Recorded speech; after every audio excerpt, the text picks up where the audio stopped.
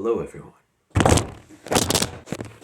So, I had this idea. I saw like this headline on, when you're like about to do a web search on a computer, and then below the search bar there's like all these headlines for all kinds of stuff.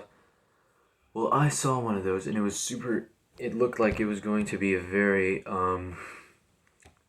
poor article. I was just guessing. I hadn't even written it yet. I mean, read it. But, so I was gonna read it and review it for a video. That article has since disappeared. I found that out literally like 5 minutes ago. But I have here a similar article. I have not yet read this article, and we're gonna review it for the video. So, without further ado,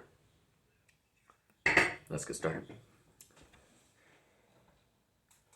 So, okay, we've got here 10 Rules for Modern Masculinity by Mickey A. Feher. This is going to be like a thing on the channel, me mispronouncing stuff. Okay, manliness consists not in bluff, bravado, and loneliness. Whoever said, okay. It consists in daring to do the right thing, facing consequences, whether it is matters social, political, or other. Blah, blah, blah. Okay. We will... Alright. Hang on, where does the thing actually start? Old masculine stereotypes of being aggressive, privileged, and tough. Men were supposed to be privileged. I'm trying not to be critical from the get-go here because this actually could be right. While also being hypersexual, and unemotional are being dismantled. We're seeing these old stereotypes being re-embraced around the world.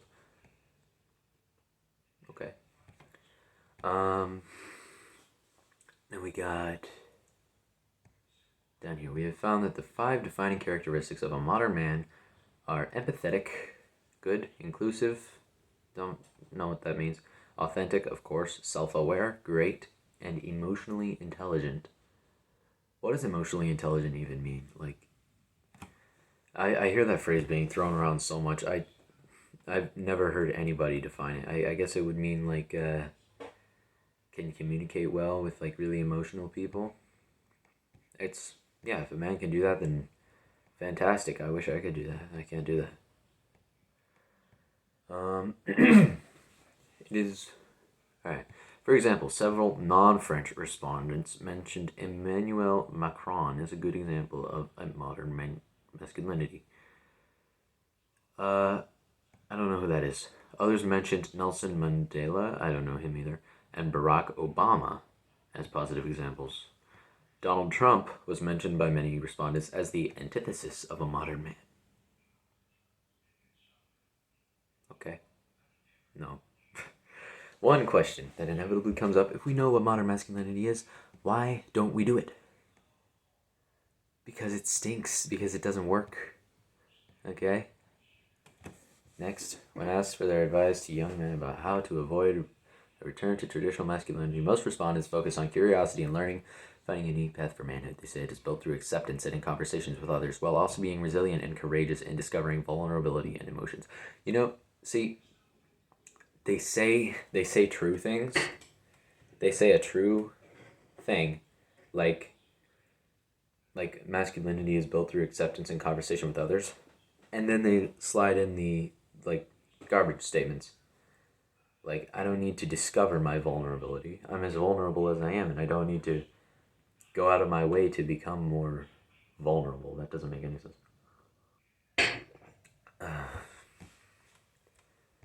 If we want to gain new practitioners of modern masculinity, it is increasingly clear that instead of focusing the discussion on whether patriarchy existed or still exists, it is more useful to define the specific behaviors desired of men and women and the behaviors that no longer serve.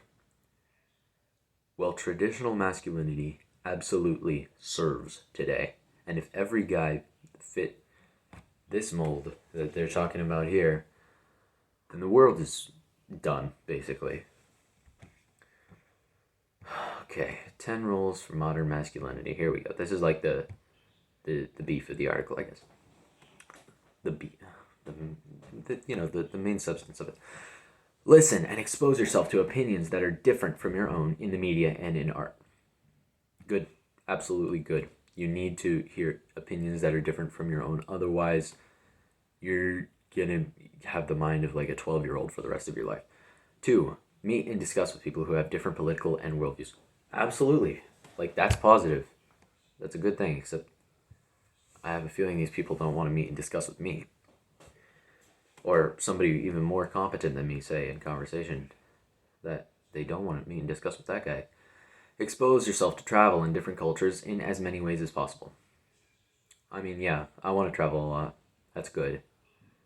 I don't know how that makes you masculine, but it's nice, it's cool. Always check the source of information that you're being served and do as much independent thinking and cross-checking as possible. Absolutely. See, that's good. This is like contradicting the rest of their articles so far. Bring your attention to what you can do in your family relationships and the way you conduct business in terms of treating others, and find ways to become an ally to women. An ally. Yeah. Okay, good. So this is objectively good so far, but I don't know how they're trying to tie it to the rest of the article. Strive to find higher purpose in situations rather than seek to understand what divides. This is best done by identifying higher level goals that might unite us rather than divide. That's leadership, pretty much. Yeah. Refrain from divisive political terminology, i.e. terms such as left or right, conservative or liberal. Instead, focus on building a healthy... I am a right conservative. Okay, so that's this point 7. That's wrong. You shouldn't refrain from something just because it can be divisive, because something can be divisive, and if one side is right and the other side is wrong, then it should be divisive. You should be dividing right from wrong.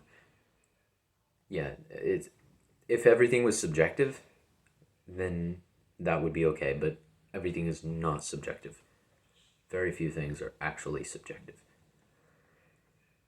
Create a conversation with your partner about your goals, common goals, roles, and then revisit the discussion on a regular basis.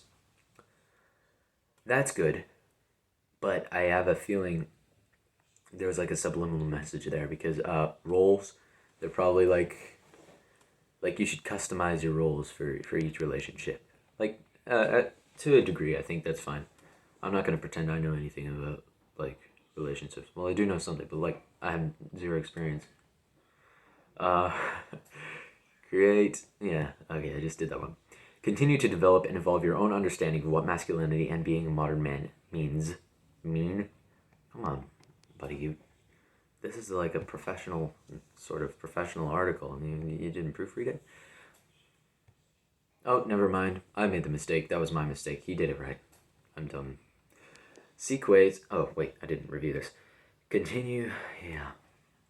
Develop and evolve my own understanding of what masculinity and being a modern man mean for me. Well, I don't need to be a modern man. I just need to be a man. So it's weird. Yeah, that's a weird point. That I would not say that's correct. And I don't need to... I need to continue to learn, but develop and evolve my own understanding sounds like I'm making my own definition, which is again playing into the whole subjective thing, and it's not subjective. Masculinity is an objective thing.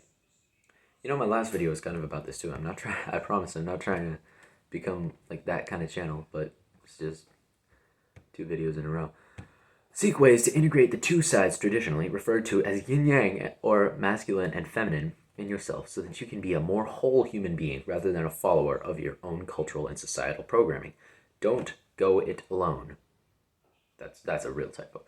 Reach out for professional help to coaches, men's groups, and therapists.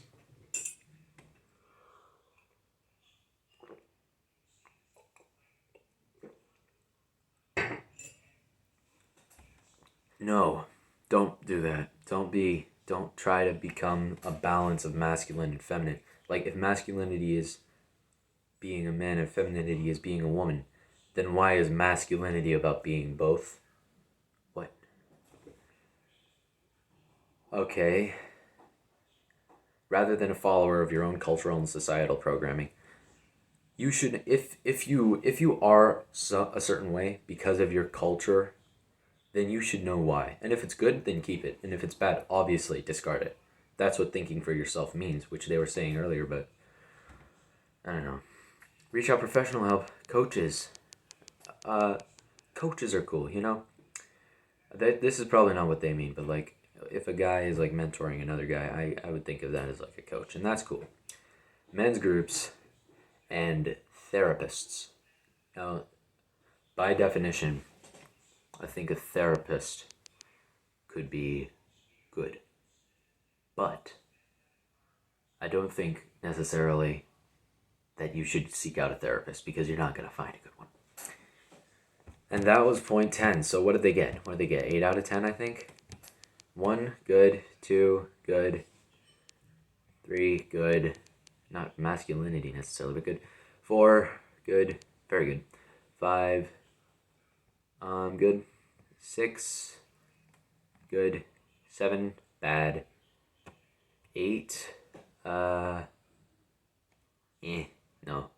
9, no. 10, no. So they got 6 out of 10.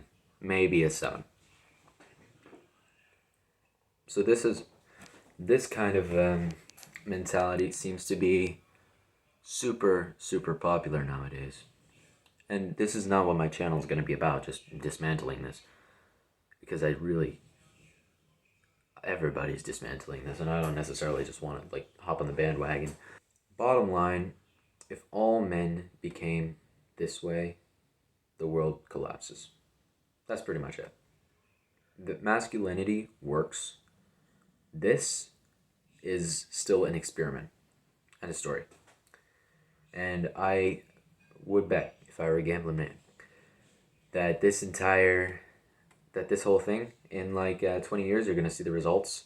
Less, actually. And they're not going to be positive. They'll probably blame it on something else, but it's the result of this. Anyway, that was kind of long for not going over a lot of material. My apologies. But if you stuck around until now, thank you very much. Did not expect that of you. And you must be a very cool person. I like you. You should stick around. Well, that's all I have for this video. I'll see you guys in the next one, hopefully. So long.